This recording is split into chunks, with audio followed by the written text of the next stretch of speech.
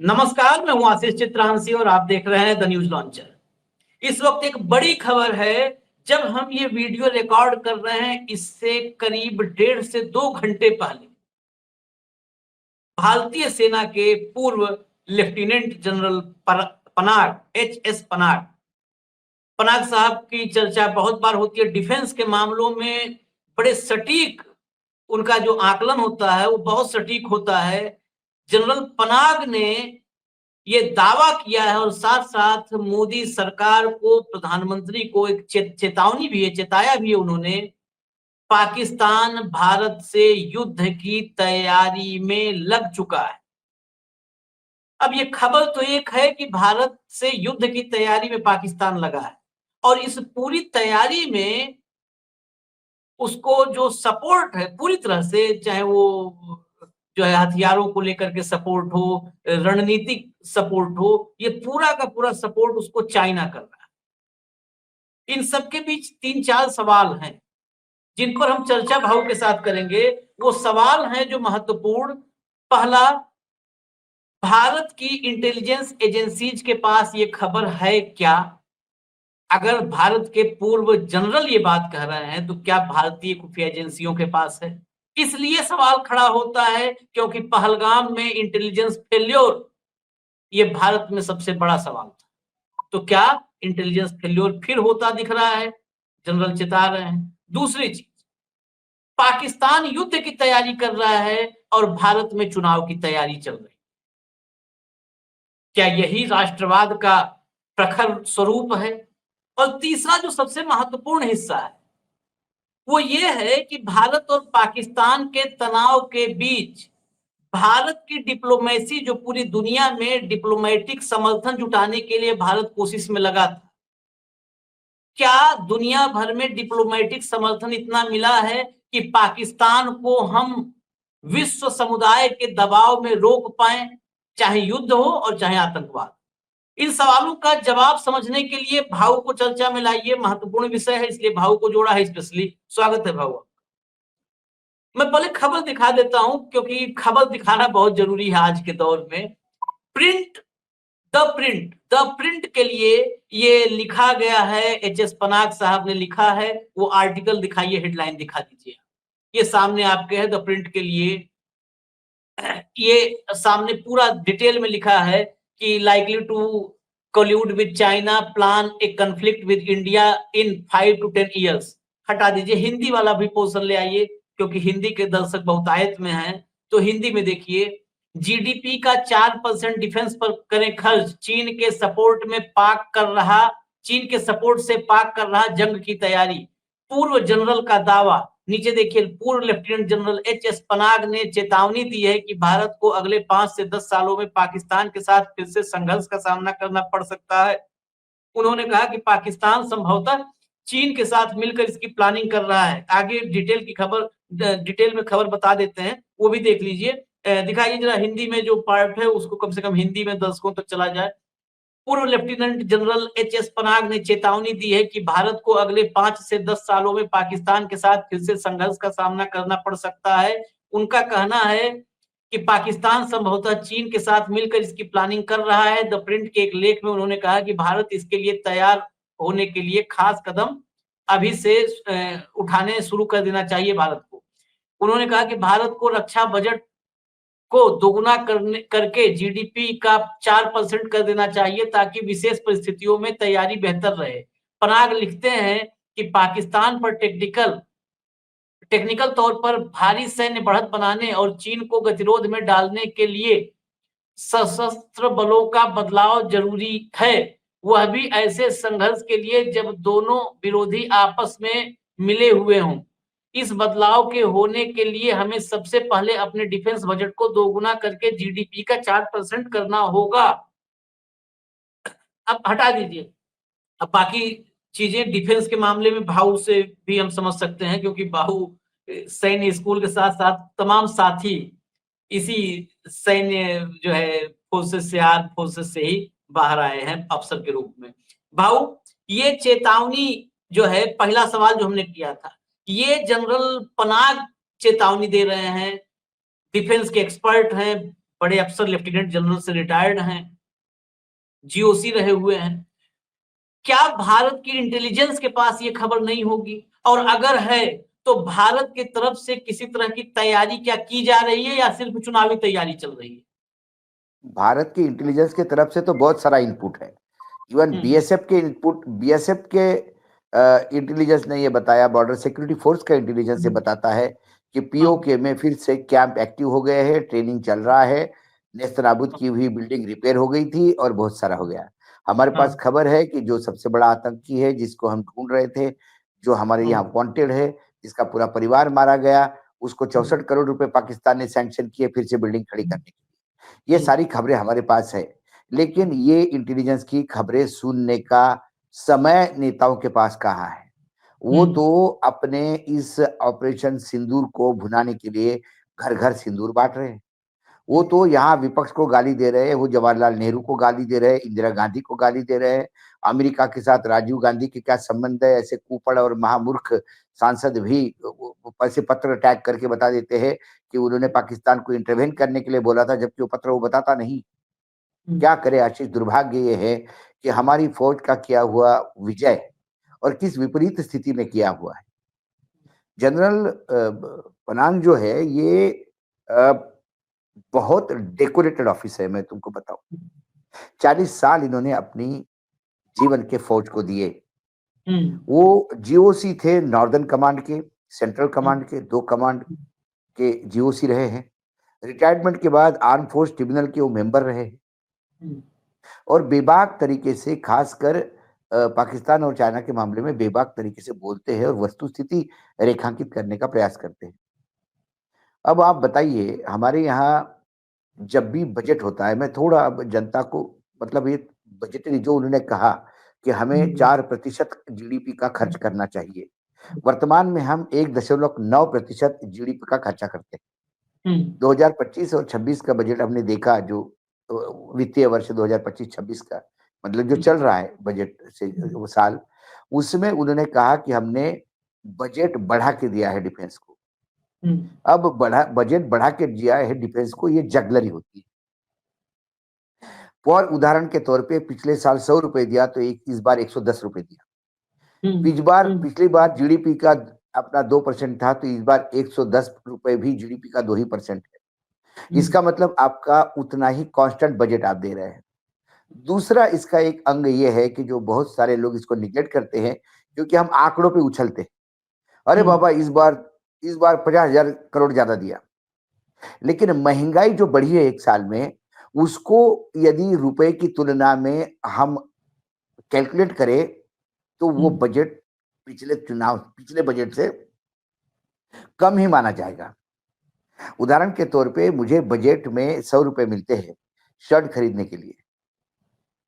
अब इस बार 110 रुपए मिले शर्ट खरीदने के लिए, लेकिन महंगाई हो गई 110 रुपए, शर्ट की कीमत 110 रुपए हो गई। तो सरकार ने बोला बताओ 10% बढ़ोतरी की है, 100 रुपए की जगह 110 रुपए दिए हैं, लेकिन मैंने तो खरीदा वही शर्ट है जो 100 रुपए में खरीदता था, क्योंकि महंगाई भी बढ़ी है। तो वो बजट मेरे किसी काम का नहीं है। सवाल है आपके जीडीपी के अनुपात में आप कितना करते हैं। जीडीपी के अनुपात में आप वो 1.7 से लेके 1.9 के बीच में ऑस्किलेट करते हैं, तो जो मैं इसको सामान्य कहता हूँ।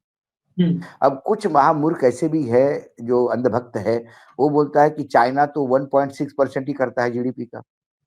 चाइना 1.6% करता है जीडीपी का, लेकिन चाइना की जीडीपी भारत की जीडीपी से कई गुना ज्यादा है।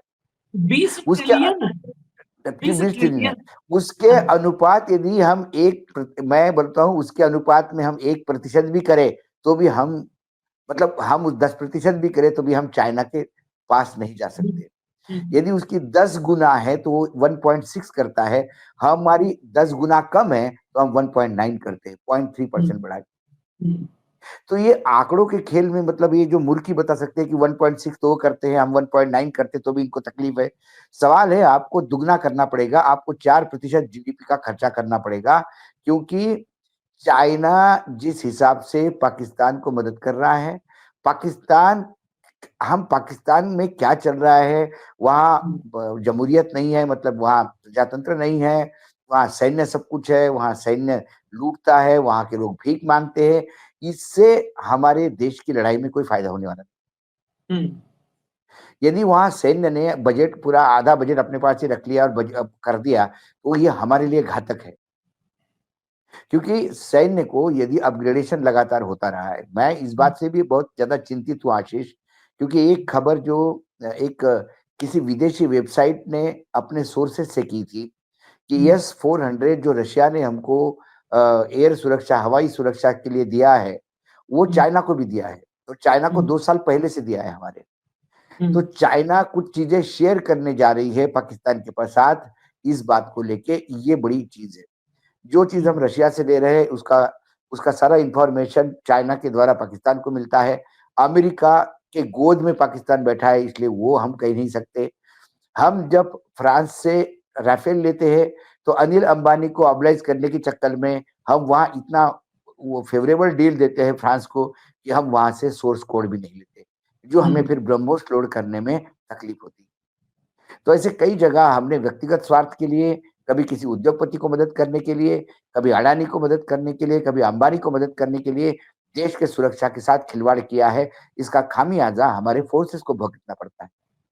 आपको जितना खेल करना है पैसे का आप बाहर कीजिए, कम से कम डिफेंस में मत कीजिए। डिफेंस में आपने खेल करना चालू कर दिया तो इससे सीधा इम्पैक्ट मेरे देश के फौज को पड़ता है जो सामने। आपको प्रधानमंत्री को विशेष विमान घूमने के लिए हजारों करोड़ मतलब रुपए खर्चे होते हैं विमानों पे। वो विमान की जगह पर मुझे अच्छा लगता है कि प्रधानमंत्री हमारे एयर इंडिया से जाते। तो एयर इंडिया भी तो सुरक्षित है। भारत के कई लोग उससे ट्रैवल करते हैं, हजारों लोग ट्रैवल करते हैं विदेश। आप उससे जाते और फौज को विमान देते। आज हमारे यहाँ फौज के विमान नहीं है, हमारे यहाँ नेताओं के कोठी पे खर्चा होता है। अभी जितना खर्चा हुआ ये 51 लोग भेज के, ये तो कुछ खर्च, ये तो पिकनिक मना के आ गए, गाने गा के आ गए, नाच गाना करके आ गए। हमारे यहाँ क्या मिला, भारत को क्या मिला? उतना ही पैसा मेरे फौज की किटी में डालते तो कुछ फायदा होता। दूसरी बात, जो फौज का बजट है आशीष, उसके साथ एक सबसे बड़ा प्रॉब्लम है, उसका करीब करीब आधा बजट जो अलॉटेड फंड है वो आधा बजट कैपिटल एक्सपेंडिचर में नहीं है, रेवेन्यू एक्सपेंडिचर में है। दो टाइप के खर्चे होते हैं, रेवेन्यू खर्चे और कैपिटल खर्चे। कैपिटल खर्चे नए विमान खरीदने में, नए टैंक खरीदने में, नई पनडुब्बियां खरीदने में, नए जहाज बनाने में, नई फैक्ट्रियां लगाने में, नए टाइप के मिसाइल बनाने में, ये सारे कैपिटल एक्सपेंडिचर है। रेवेन्यू एक्सपेंडिचर क्या है? ये आपके रोजमर्रा के खर्चे है, आपकी सैलरी है, आपकी फाइनेंस पेंशन है और आपका मेंटेनेंस है। यदि आपका बजट जीडीपी के अनुपात में कंटिन्यू रहता है और आपकी जीडीपी बढ़ती है, इसका मतलब आप बजट की डिफेंस के बजट में कटौती करते हैं।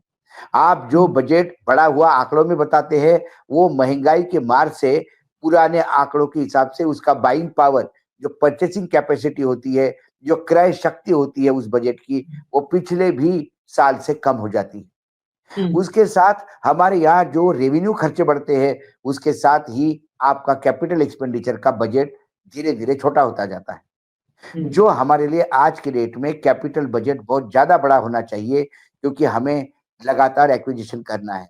यदि हम हमारे प्रधानमंत्री के झांसे में आ गए कि मेक इन इंडिया के तहत अपना तेजस आएगा, तो मैं बता रहा हूँ 2035 तक भी 280 तेजस ये नहीं दे पाएंगे। यदि 2035 तक अपन 80 तेजस नहीं दे पाएंगे तो हमारे यहाँ जो 200 का शॉर्टेज है, हमारे यहाँ जो 42 सैंक्शन स्क्वाड्रन है एयरफोर्स के, उसके जगह मात्र 31 गिनती के और 29 ऑपरेशनल यदि स्क्वाड्रन है, तो हमारे यहाँ आधे स्क्वाड्रन 10 कम से 12 स्क्वाड्रन फाइटर जेट के हमको चाहिए और वो हमें तुरंत एक्विजिशन करना होगा। जब हमें खरीदी करना होगा तो हमको ये देखना है कि जो राफेल का डील पहले यूपीए सरकार ने किया था वो 1/3 कम कीमत में था। 500 की जगह 15,000 रुपए कैसे लग रहे, 500 करोड़ की जगह 1500 करोड़ कैसे लग गए? ये भी आप 36 जो आपने आपने कहा कि हम 36 खरीद रहे, वो 36 के जगह 100 खरीदे जाते। आपने पैसा तो यूपीए का ही खर्चा किया लेकिन काम कम कर दिया, क्योंकि क्या आपको अनिल अंबानी को ऑबलाइज करना था इसलिए कीमतें बढ़ी। हमको ये बताया गया था कि वो बहुत सारी जो प्लेन आ रहे हैं, बहुत सारे लोडेड प्लेन आ रहे हैं, तो फिर इस समय जब जरूरत पड़ी तो वो लोडेड चीजें थी कहाँ? क्यों हमें सोर्स कोड और ब्रह्मोस का इंतजार करना पड़ा? ये कई ऐसी खूबियां हैं जो अंधभक्त क्या होता है, व्हाट्सएप ग्रुप में सिर्फ सरकार को बचाने के लिए आप देश के सैनिकों को शहीद ना करवाएं। जो सरकार की गलती है तो सरकार को बताना चाहिए। इतने ऊंचे कीमत पे जो 500 करोड़ का डील 1500 करोड़ में होता है तो उसके पीछे कुछ तो घाला है, कहीं ना कुछ तो पानी हो गया है। बोफोर्स के डील में मात्र 90 करोड़ रुपए का रिश्वत का मामला आया। आपने एक सरकार गिराई, आपने एक बहुत अच्छे प्रधानमंत्री का करियर समाप्त किया। आपकी 10-12 साल, इसके पहले अटल जी के 5 साल, इसके पहले अटल जी का 1 साल, पूरा विपक्ष यहाँ सत्ता में बना रहा। इसी बोफोर्स के नाम पे विपिन विश्वनाथ प्रताप सिंह आ गए, एक नई सरकार आ गई, खिचड़ी सरकार का एक एक्सपेरिमेंट हुआ, उसमें भी भाजपा थी। ये सारे एक्सपेरिमेंट के बाद भी बोफोर्स में आखिर क्या हुआ, इसके लिए देश जानना चाहता है तो कोई बताने की स्थिति में नहीं। तो क्या ये सिर्फ बदनाम करने का एक प्रोसेस था? क्या ये सिर्फ बदनामी का ही एक झांसा था? मतलब आप सिर्फ 90 करोड़ कोई आरोप लगा दे तो आप पूरा हंगामा कर दे, और यहाँ एक प्लेन 3 गुना ज्यादा कीमत में ऐसे 36 प्लेन खरीदे जाते हैं और लोग आवाज उठाते हैं तो आप कहते हो कि देशद्रोह है। तो जो लोग बोफोर्स पे सवाल उठा रहे थे तो क्या वो देशद्रोही नहीं थे? बोफोर्स राजीव गांधी ने अपने बच्चों को खिलौने के रूप में नहीं लाए थे, वो डिफेंस का ही प्रोडक्ट था, डिफेंस मिनिस्ट्री में। और उस बोफोर्स गन की औकात क्या है उन्होंने कारगिल में दिखा दी। कारगिल जितवाने में बोफोर्स का बहुत बड़ा हाथ रहा। ये जनता को समझने की जरूरत है, क्योंकि भाजपा एक नरेशन बनाती है कि भ्रष्टाचार भ्रष्टाचार भ्रष्टाचार, 2G कोल स्कैम। अभी होना भैया आप सत्ता में, निकालो 2G, निकालो कोल स्कैम। क्या निकला है? कोर्ट में सारी केसेस ओंधे पड़े हैं। तो आपने एक बदनाम किया, आपने मनमोहन सिंह को भ्रष्टाचार सरकार बदनाम किया। 100 करोड़ रुपए की वसूली की सरकार बोल रहे थे उद्धव ठाकरे की। अब उसके बाद 2.5 साल देवेंद्र फडणवीस की सरकार रही, मतलब एनडीए की सरकार रही। अभी फिर 5 साल के लिए है, वो 100 करोड़ रुपए की वसूली के केस निकालिए बाहर। क्यों 100 करोड़ की केस में सिर्फ 1 करोड़ 85 लाख की चार्जशीट फाइल होती है? वसूली सरकार करके जो चिल्ला चिल्ला के जो चैनल वाले बोल रहे थे, अब उनको शर्म नहीं आएगी बोलते हुए कि 1 करोड़ की 85 लाख की चार्जशीट फाइल हुई है? वो बेशरम है। मैं अभी कुछ और तथ्य चर्चा में ले आता हूँ। आज हमें सिंदूर, ऑपरेशन सिंदूर की जगह हमें हमारे एयरफोर्स चीफ मार्शल जो एयरफोर्स के चीफ है, उन्होंने जो कहा उसको सीरियसली लेने की जरूरत है। आज मेरे सीडीएस ने जो कहा उसको सीरियसली लेने की जरूरत है। आज 40 साल जिसने अपने जीवन के दिए हो इस देश की रक्षा के लिए, यदि वो चाइना से और पाकिस्तान के नेक्सस को लेकर चिंतित है, उस चिंता को एड्रेस करना जरूरी है। One has to address those problems. मात्र आप तथाकथित एक हम जीत गए करके हवा उठाओ और उसका सेलिब्रेशन पूरा देश में करने के लिए, सिर्फ चुनावी लाभ के लिए आप देश की सुरक्षा और पूरे देश का विकास ताक पे लगाते हो, तो आपसे ज्यादा निर्लज्ज और आपसे ज्यादा एहसान फरामोश नहीं है, क्योंकि देश ने आपको सत्ता में बिठा के एहसान किए है आप पे। नहीं, और पहली बार ये भी साथ में है कि पहली बार हम जीत गए कह रहे हैं और पाकिस्तान भी जीत गए कह रहा है। इसके पहले आज तक कभी ये बोल नहीं पाया, कभी नहीं बोला ये। लेकिन 2 चीजें और बहुत महत्वपूर्ण है, आंखें अगर भक्त देखना चाहेंगे तो खुल जाएंगी। एक तो पहले जो है 2 स्क्रीनशॉट्स हैं खबरों की। पहले वो दिखाइए जो अमेरिका खुफिया रिपोर्ट है। अमेरिका खुफिया रिपोर्ट भी इस बात पर वो है। हाँ, ये देखिए, पाकिस्तान चीन पर अमेरिकी खुफिया जानकारी। पिछले महीने एक अमेरिकी खुफिया रिपोर्ट में कहा गया था कि पाकिस्तान भारत को अस्तित्व के लिए खतरा मानता है और युद्ध के मैदान में परमाणु हथियारों के विकास समेत अपने सैन्य आधुनिकीकरण के प्रयासों को जारी रखेगा। खुफिया रिपोर्ट में कहा गया कि पाकिस्तान अपने परमाणु शस्त्रागार का आधुनिकीकरण कर रहा है। अब सोचिए, अभी वहां पे दूसरा था, यहाँ पे परमाणु में भी कर रहा है आधुनिकीकरण, और परमाणु पदार्थों और परमाणु कमान और नियंत्रण की सुरक्षा बनाए रख रहा है। ये हो गया, इसको हटा दीजिए, एक साथ दोनों चर्चा में लेंगे। इससे महत्वपूर्ण, हाँ, पाकिस्तान की रिपोर्ट में मुझे 1 मिनट बोलने दो। पाकिस्तान की रिपोर्ट ये कहती है कि पाकिस्तान भारत को खतरा मानता है। रिपोर्ट देखिए, रिपोर्ट की भाषा देखो आप। अमेरिकी पाकिस्तान भारत को खतरा मानता है।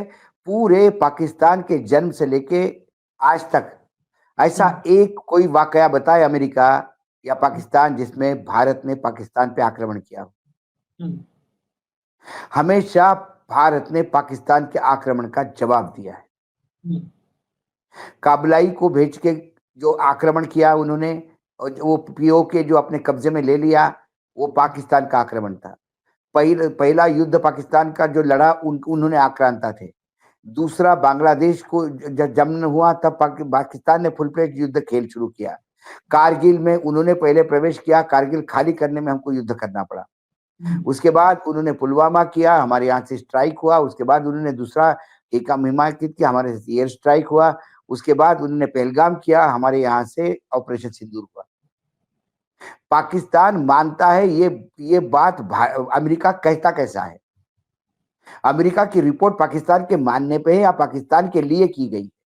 अमेरिका की रिपोर्ट क्या पाकिस्तान को वर्ल्ड बैंक से पैसा दिलवाएगी? क्या अमेरिका की ये रिपोर्ट पाकिस्तान को विक्टिमाइज बताती है, या पाकिस्तान की ये रिपोर्ट ये बताती है कि पाकिस्तान गरीब बेचारा भारत से डर रहा है, उसको मदद करने की जरूरत है? ये रिपोर्ट के मायने तो यही है। तो जो अमेरिका पाकिस्तान को भारत से डर बताता है, लेकिन कभी ये अपने रिपोर्ट में नहीं बताता कि भारत ने कभी आक्रमण नहीं किया, भारत आतंक से ग्रसित है पाकिस्तान द्वारा फैलाए गए, ये रिपोर्ट अमेरिका से कभी नहीं आती। अमेरिका की रिपोर्ट ये कहती है कि पाकिस्तान अपने परमाणु प्रोग्राम को और आगे बढ़ाकर उसको सुरक्षित रखना चाहता है। जो पाकिस्तान पे या किसी पे भी बार बार आरोप लगते थे कि इनके परमाणु के हथियार यदि किसी के हाथ में लग गए तो अनर्थ हो जाएगा, उसको चादर डालने के लिए, लिपापोती करने के लिए अमेरिकन सरकार की ये रिपोर्ट है जो पाकिस्तान को बताती है कि वो अब न्यूक्लियर भी सुरक्षा कर रही है। मतलब पाकिस्तान कितना अच्छा आधुनिकीकरण कर रहा है, कितना, और आधुनिकीकरण किस वजह से कर रहा है? भारत की वजह से कर रहा है। तो अगली बार भारत को पैसा मत दो, पाकिस्तान को पैसा दो, यही इसके मायने है। यही है, दे ही रहे हैं। विश्व बैंक, IMF दे रहा है, एशियन डेवलपमेंट बैंक दे रहा है पैसा। बिल्कुल। लेकिन भाऊ, जो मैं एक लाना चाहता था रिपोर्ट, वो रिपोर्ट का एक पार्ट सिर्फ लाना चाह रहा हूं कि जश्नजीवी मोदी, ठीक है, वो मॉडर्नाइजेशन कर रहा है, वो चीन के साथ मिलकर युद्ध की तैयारी कर, सब वो कर रहा है। हम क्या कर रहे हैं? हम क्या कर रहे हैं? एक बीबीसी की रिपोर्ट का एक हिस्सा जरा दिखाइए, लाइए स्क्रीन पर भाव, देख लीजिए ये असली सच। 25 जुलाई 2018 को बीजेपी के सांसद डॉक्टर मुरली मनोहर जोशी, ये वही मुरली मनोहर जोशी हैं जिनके रथ पर नरेंद्र मोदी बैठने के लिए उतावले रहते थे। नरेंद्र मोदी की स्थिति यही थी। 25 जुलाई 2018 को बीजेपी के सांसद डॉक्टर मुरली मनोहर जोशी ने कहा, जीडीपी के 1.56% हिस्सा रक्षा पर खर्च किया जा रहा है। साल 1962 में चीन से युद्ध के बाद यह सबसे निचले स्तर पर है। 1962 के बाद सबसे निचले स्तर पर अगर आया डिफेंस का खर्चा, बजट आया, तो भाजपा की, नरेंद्र मोदी की राष्ट्रवादी सरकार में आया। सोचिए आप, भाजपा जैसे, भारत जैसे बड़े देश के लिए रक्षा बजट बहुत अहम होता है। ये है, इसके नीचे का पार्ट में हटा दीजिए, मैं पढ़ के बता देता हूं जो मेरे पास रिपोर्ट है। मार्च 2018 को संसदीय समिति में आर्मी स्टाफ के उप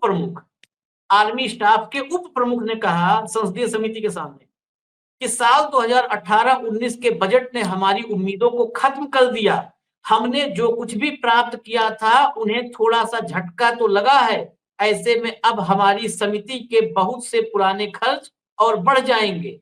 मार्च 2018 और भी आगे, मार्च 2018 को संसदीय समिति ने रक्षा बजट पर कहा था कि बीते कुछ सालों में वायुसेना के लिए होने वाले खर्च के हिस्से में गिरावट आई है। यहीं पे ध्यान रखिएगा, एपी सिंह को अभी क्या कहा था उन्होंने, गिरावट आई है।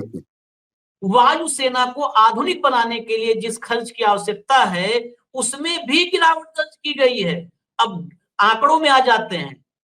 साल 2007-8 में कुल रक्षा बजट, जब मनमोहन सिंह की सरकार थी, साल 2007-8 में कुल रक्षा बजट में इसका हिस्सा 17.51% था। यानी वायुसेना को आधुनिक बनाने का जो हिस्सा था वो कुल रक्षा बजट का 17.51% था, जो 2016-17 में मोदी की राष्ट्रवादी सरकार में गिरकर 11.96% हो गया, 11.96%। 17.51 से 12% के नीचे आ गया, 5.6% गिर गया सेना, एयरफोर्स के मॉडर्नाइजेशन का खर्चा। और कहेंगे कि हम तो उड़ेंगे।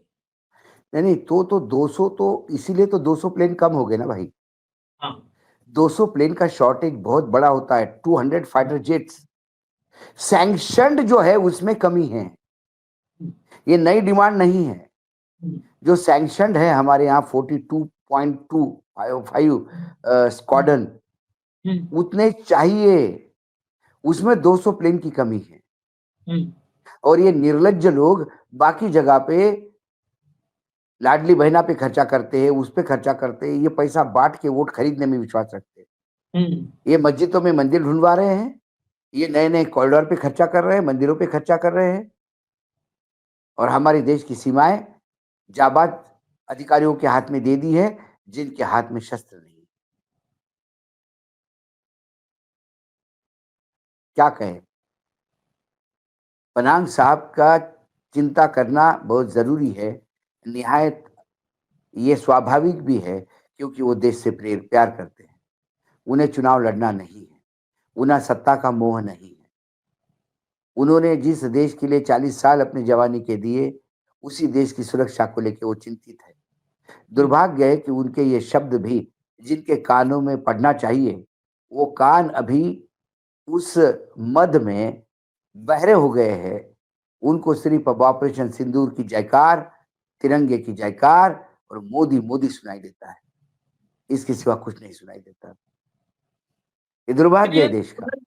दुर्भाग्य ही है, वाकई दुर्भाग्य है। बस लेकिन उससे बड़ा दुर्भाग्य है, फिर आखिर में कहेंगे काश इस देश में 5 किलो अनाज का जो टकटकी लगा के इंतजार करते हैं और कहते हैं राष्ट्रवाद हमारे अंदर कूट कूट के भरा है, ये स्थिति, ये आंकड़े समझने की कोशिश करें। हमें इजाजत दें, जो भी इंपॉर्टेंट खबर होगी जो आप तक लानी जरूरी होगी वो हम जरूर लाएंगे, वो कहीं छिपी हो कहीं ढकी हो। इजाजत दीजिए हमें। बहुत बहुत धन्यवाद आपका। न्यूज़ लॉन्चर आप लोग देखते रहिए। नमस्कार।